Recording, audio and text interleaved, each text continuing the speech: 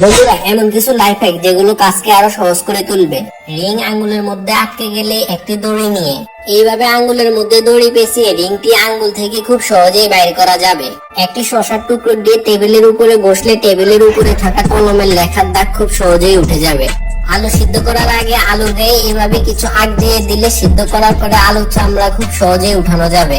যদি ব্যাগের জিপ এভাবে ভেঙে যায় তাহলে একটি নষ্ট চাবির মাধ্যমে ব্যাগের জিপ বন্ধ করা যাবে।